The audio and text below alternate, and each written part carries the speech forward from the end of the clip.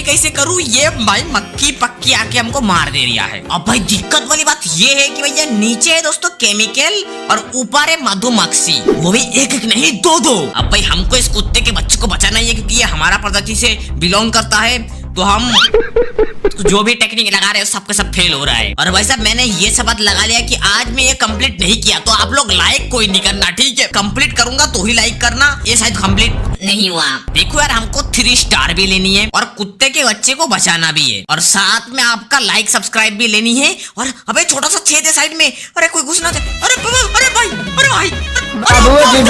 दारू के सहारे उनको लिबारा अप डाउन मारे।